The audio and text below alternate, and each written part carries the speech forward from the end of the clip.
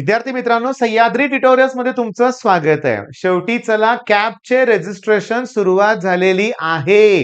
म्हणजे ना ऍडमिशन प्रोसेसला सुरुवात झाली.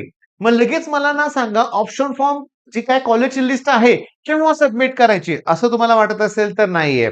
मेरिट नंबर कुठे मिळालाय त्यासाठी आपल्याला ते डॉक्युमेंट रजिस्ट्रेशन करावं लागेल. आणि मी आता अतिशय इम्पॉर्टंट गोष्ट कुठली सांगतोय ते बघा. ओके, चला ही सीईटीसीएलची वेबसाईट आहे. सगळ्यात शॉकिंग गोष्ट मी तुम्हाला सांगणार आहे. सगळ्यात शॉकिंग. 2 तारखेपासून 12 तारखेपर्यंत वेळ आहे. बरोबर आहे. 2 तारखेपासून 12 तारखेपर्यंत. याचा अर्थ 12 तारीख पूर्ण नाही. 5 वाजेपर्यंतच वेळ असतो. मुलांचा गैरसमज, पालकांचा गैरसमज काय होतोय, की चला 12 तारीख म्हणजे रात्रीच्या 12 वाजेपर्यंत किंवा कुठलीही तारीख म्हणजे रात्रीच्या 12ला चेंज होते ना. तसं नाहीये. सीईटी सेल 5 वाजेपर्यंत वेळ देतंय. मला अजून आठवतंय 5ला 5 मिनिटं कमी होते आणि मला एकाचा मुलाचा कॉल आला. ठीक आहे. बघा लास्ट डेट होती ऑप्शन फॉर्मचा फर्स्ट का सेकंड राउंडचे फॉर्म भरण्याची. मी तिला म्हणाले, "भरलं का आता तरी?" "नाही सर, भरतो की संध्याकाळपर्यंत." अरे म्हणलं 5 वाजेपर्यंत वेळ असतो. 30 मिनिटं उरली होती, पण भरलं, भरलं. तुम्हाला सांगतो, पण इतकं टेन्शन मलाच आलं होतं की विचारूच नका. चूक होते. मग ती चूक करू नका. तुम्ही आमच्या बरोबर आहे ना, चूक होणार नाहीच आहे. बरं 2 तारखेपासून 12 तारखेपर्यंत वेळ आहे.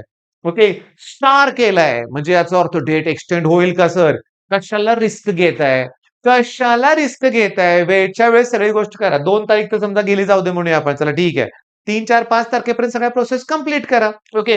काय करायचं तुम्हाला सांगू लक्षात घ्या. Online registration of application and uploading of required documents. Okay.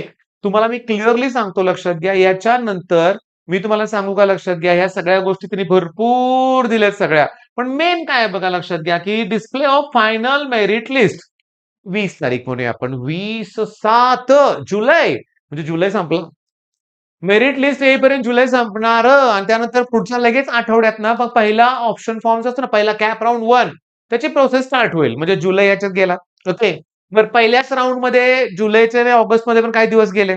बरोबर आहे. कारण कसं असतं, की ऑप्शन फॉर्म भरायला पण वेळ दिला पाहिजे 3-4 दिवसाचा. त्याच्यानंतर ऍडमिशन डिक्लेअर झाल्यानंतर मुलांना कॉलेजमध्ये जाऊन ऍडमिशन घेण्यासाठी पण किंवा फ्लोट किंवा त्या त्या गोष्टीसाठी पण वेळ दिला पाहिजे. म्हणजे एक राउंड काय एका दिवसात होणार नाहीये. म्हणजे जुलै संपलाय, ऑगस्ट पण संपणारच आहे या प्रोसेसमध्ये आणि सप्टेंबरपर्यंत कॉलेज सुरू होणार नाहीये. मग आपण निवांतच राहायचंय का? माझा एक स्टुडंट आला होता भेटायला बरं का, खंडाळ्यावरून आला होता. पालक पण होते बरोबर. म्हणलं, "काय चाललंय?" "काही नाही," म्हणलं, "झोपतोय, उठतोय, जेवतोय, व्यायाम करतोय, पुन्हा झोपतोय. मोबाईलमध्ये नुसता टाईमपास चाललाय." बाळांनो, कॉलेजची लिस्ट बनवणं, डॉक्युमेंट्सची कामं करणं, हे सगळं एक वेळ ठीक आहे. मी तर काय म्हणेन माहितीये का तुम्हाला, की अभ्यासाला सुरुवात करा रे, अभ्यासाला सुरुवात करा. मी नेहमीच ही गोष्ट सांगत आलोय. बरं इकडे बघा 5 पीएम प्रत्येक ठिकाणी 5 पीएमच आहे लक्षात घ्या त्यांच्याकडे 5 पीएमच आहे आणि इथं लक्षात घ्या. पहिल्यांदा प्रोव्हिजनल मेरिट लिस्ट येते बरं का आणि नंतर फायनल. फायनलमध्ये चेंजेस होतात. का होतात कुणास ठाऊक? होतात चेंजेस तेच समजत नाही बरं का मला. काय चूक होती सीईटी-सीएलच्या सॉफ्टवेअरमध्ये, की दरवर्षी ना गेल्या वर्षी तर शॉकिंगली 200-300 मेरिट नंबर वाढला सगळ्यांचा. मग असं मनात शंका येते ना, काय फ्रॉड केला काय सीईटी-सीएलनं? तर काय आता शंका घ्यायला वावच नाहीये. पण आता देशात असं सुरू आहे, की एक्झाम झाल्यानंतर मनात भीती वाटते चांगल्या मुलांच्या, की प्लीज ही एक्झाम व्यवस्थित झालेली असावी. त्याचा पेपर फुटलेला नसावा. कारण ज्यांच्याकडे क्षमता नाहीये, बुद्धिमत्ता नाहीये, अशी लोकं सुद्धा ना, हे पेपर फोडून पुढे गेलेत आत्तापर्यंत. मी तुम्हाला सांगतो नीटच्या बाबतीत बऱ्याच वेळा गोष्टी घडल्यात. मी अक्षरशः सांगतो 720 पैकी 720 मार्क. राजस्थानमधलं कुठलंतरी सेंटर होतं का बिहारमधलं. त्या सेंटरमधला त्या जो ब्लॉक होता त्यातल्या सगळ्याच मुलांना परीक्षेत नीटमध्ये 720 पैकी 720 मार्क. डाऊट यायला पाहिजे ना. डाऊट यायला पाहिजे ना. आपण सांगतो ना, पैशाची पॉवर असते लक्षात घ्या. पण यावर्षी मात्र ना, खरोखर, खरोखर यावर्षी निदान उघडकीस तर आलं, नाहीतर हे असंच चालू राहिलं असतं लक्षात घ्या. लोकांनी पाणी शिपडून डॉक्टर केले असते लक्षात घ्या. मंत्र म्हणून डॉक्टर झाले असते आणि वेगवेगळ्या बॅचेस, स्पेशल बॅचेस नको ते प्रकार म्हणूया आपण. जाऊ दे म्हणूया आपण या गोष्टी लक्षात घ्या. आपण काय करूया माहितीये का? आपण आता प्रोसेसच्या पाठीमागे लागूया. बरं, तुम्ही टेक एस्पायर चॅनल फॉलो केलंय का नाही अजून? नक्की करा. डिस्क्रिप्शनमध्ये लिंक देतोय. ओके. काउन्सिलिंग घ्या आणि इंजिनिअरिंग काउन्सिलिंग बरं आहे रे बाळांनो. मी तुम्हाला सांगतो, हे नीटवाल्यांना लुटायला सगळेच बसलेत लक्षात घ्या. क्लासेसची फी जाऊ द्या. काउन्सिलिंग, ऑफलाईन काउन्सिलिंगसाठी 30,000 ₹30,000 घेतात नीटवाल्यांकडून लक्षात घ्या. पण इंजिनिअरिंगमध्ये सुद्धा ऑफलाईन कॅम्प आहेत काउन्सिलिंग. 10,000 15,000 पर्यंत काउन्सिलर आहेत. शहरांमध्ये आहेत. पालक जातो त्यांच्याकडे लक्षात घ्या. कारण अनुभव किंवा नसतो ना पालकांना. पण इथे लक्षात घ्या. काही झालं तरी ना, डोनेशन भरून ॲडमिशन नकोय रे बाळांनो. इंजिनिअरिंगला जागा शिल्लक राहतात. ओके, जागा शिल्लक राहतात. मग मी तुम्हाला सांगतो काही कॉलेजेसचा कट ऑफ 0 पर्सेंटाइल सुद्धा आहे. एक एस्ट्रा चॅनल दाखवलं होतं, की अगदी 1-2 पर्सेंटाइलच्या मुलांना सुद्धा सीएस मिळतंय. ओके. तुम्हाला काय करायचंय? स्वतःला इम्प्रूव्ह करायचं लक्षात घ्या. ओके. तुमचं कम्युनिकेशन स्किल इम्प्रूव्ह करा. ओके. तुमचं मी तर सांगू का तुम्हाला मेकॅनिकल ब्रांच घेण्याकडे जास्त लोकांचा कल आहे बरं का लक्षात घ्या. सिव्हिल आणि मेकॅनिकल.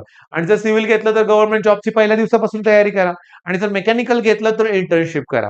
बघा एम-आय-डी-सीज ना मेकॅनिकल इंजिनिअर प्रत्येक कंपनीत लागतोच ऑलमोस्ट म्हणूया आपण. त्यांना खूप म्हणजे पहिल्यापासून मेकला डिमांड होती लक्षात घ्या. नंतरच्या काळात सीएसमुळे सगळंच फिनिश झालं होतं. मेककडे कोण जायलाच तयार नव्हतं लक्षात घ्या. पण आता परत दिवस बदलत आहेत. त्याच्यामुळं काउन्सिलिंगचा वापर करून योग्य डिसिजन घ्या. निर्णय शेवटी तुमचा फायनल असला पाहिजे लक्षात घ्या. ठीक आहे, मग हा व्हिडिओ थांबवतोय. लवकरात लवकर डेट सांगितल्यात त्याच्यावर एफर्ट्स घ्या. मी तुम्हाला सांगतो लक्षात घ्या. हां, म्हणजे काय माहितीये का, की मुद्दा असा आहे, की हे दिवस 12 तारखेनंतर तुम्हाला जर वाटत असेल ना डेट एक्सटेंड वगैरे होतील, नाही होणार रे बाबा. नाही होणार. ऑलरेडी जून महिना संपतोय सगळ्या लक्षात घ्या. सॉरी जुलै संपतोय. आणि अजून किती एक्सटेंड करणार? हां, सीईटीचा एक्झामचा फॉर्म भरताना ते एक्सटेंड का होत होतं माहितीये का? त्यांना अजून ॲडमिशन्स पाहिजे होते. बऱ्याच मुलांचं राहिलं होतं. त्यामुळे आय थिंक 2 का 3 वेळा एक्सटेंड झाल्या डेट्स. इथे नाहीये प्रोसेस संपवायच्या लवकर. मग एक्सटेंड होणार नाहीये लक्षात घ्या. बरं थांबा 1 मिनिट अजून इम्पोर्टंट अनाउन्समेंट करायची आहे मला. कोणती? सगळ्यात महत्त्वाची अनाउन्समेंट म्हणजे काय फार सरप्राईज वगैरे असं काही नाहीये लक्षात घ्या. मला अनाउन्समेंट शब्द आला की लगेच तुम्हाला पण अलर्ट झाला असेल आता काय सांगता येत ते. बरं जाऊ दे सांगतो रे. लाईव्ह सेशन सुरू केलेत रे आपण. लास्ट इयर एक 100-100 मुलं असायची बरं का. आनंद होतोय काल सांगताना. काल 500च्या आसपास लाईव्ह मुलं होती. दुसऱ्या-तिसऱ्या सेशनला. खूप छान वाटलं, खूप छान वाटलं मला. म्हणजे मुलांनी करायला सुरुवात केलेली आहे कारण डिसेंबरमध्ये एक्झाम आहे ना. तर माझी अनाउन्समेंट काय आहे बघा. सोमवार, मंगळवार, बुधवार आपण केमिस्ट्री स्टार्ट केलंय. सोमवार, मंगळवार, बुधवार. मग तुमच्या ज्युनियर मुलांच्यावर ही गोष्ट नक्की शेअर करा. म्हणजे तो 11th मध्ये असू दे, ओके किंवा 8 जाऊ दे. 9th, 10th मध्ये जरी असेल ना, तर तो लाईव्ह सेशन ते बघू शकतो. ती बेसिक मी घेतोय आणि छान तुमचा रिस्पॉन्स मिळतोय. आता काय विचार करायची गरज नाहीये. प्रोसेस स्टार्ट करा. ओके. ह्यातली लाईन टू लाईन सगळी वाचून काढा की तुम्ही काय-काय दिलंय बघा वेबसाईटवरती म्हणूया आपण. सगळ्या गोष्टी दिल्यात बघा. E scrutiny, okay. E scrutiny, online scrutiny, offline scrutiny सगळं आमच्या नंबरवर जाणून घ्या, विचारून घ्या, प्रदीप सरांशी बोलून घ्या. All the best.